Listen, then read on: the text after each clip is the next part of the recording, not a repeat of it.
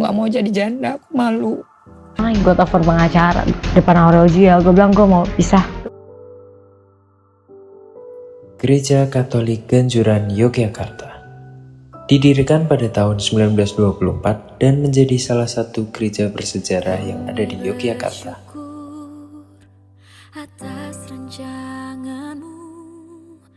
Gereja Ganjuran menjadi salah satu destinasi wisata rohani yang populer di Yogyakarta. Saya Romo Giartanto, di sini ditugaskan oleh Bapak Uskup sebagai pastor kepala di Paroki Hati Kudus Tuhan Yesus Ganjuran.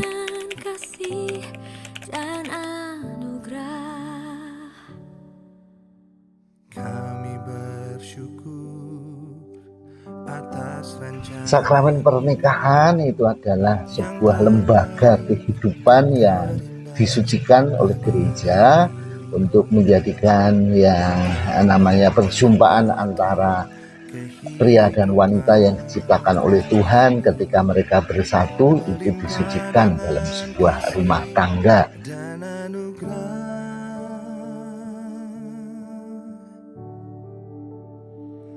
Kami dan seisi rumah kami bersehati. Yang dikatakan oleh Yesus, tak ada cinta yang lebih unggul daripada cinta orang yang mau mengorbankan nyawa untuk sahabatnya, bahkan nyawa pun sampai diberikan untuk mempertahankan cinta itu. Pernikahan itu perjumpaan yang merupakan kehendak Tuhan. Allah itu berkehendak untuk mempersatukan, bukan mencerai-beraikan. Jadi dengan mempersatukan itu, lalu termasuk dalam pernikahan, maka perjumpaan pria dan wanita itu sesuai dengan rencana Tuhan. Saya berjanji untuk setia mengabdikan diri padamu dalam untung dan malang, di waktu sehat dan sakit.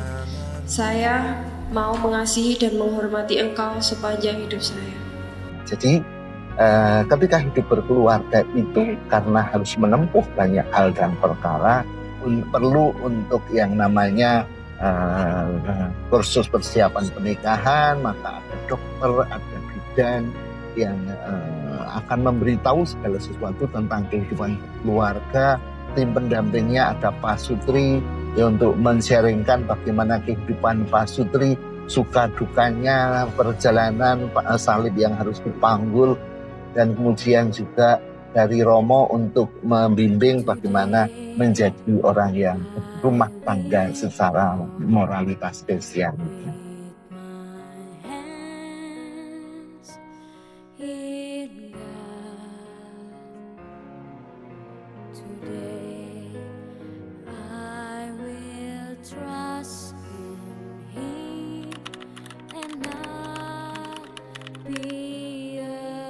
Pertama-tama mereka perlu untuk datang ke Romo.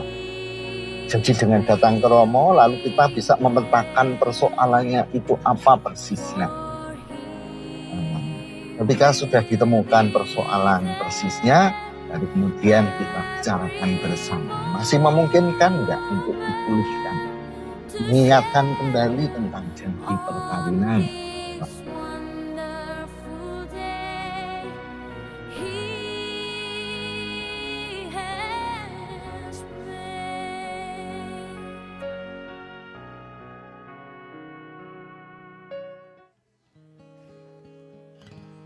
Sakramen perkawinan itu harus dihayati sebagai sesuatu yang indah. Ketika mereka menghargai itu sebagai sesuatu yang indah dalam selamanya, maka mereka akan senang, sukacita, bangga. Maka poin pertama yang tadi di awal saya katakan, bahwa mereka harus bangga dan gembira dengan pernikahannya. Oh, your mercy never fails me, and all my days Di hadapan luasnya laut, aku belajar bahwa hidup tidak selalu tenang. Ada gelombang, ada arus yang tak terduga. Namun Tuhan menuntunku sampai pada satu tempat, di mana hatiku menemukan rumah. Aku percaya tidak ada pertemuan yang terjadi secara kebetulan.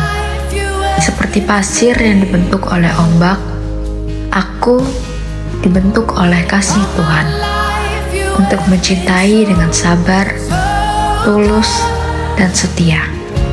with every breath that I am able. Hari ini, di bawah langit yang sama, kami memilih untuk berjalan bersama.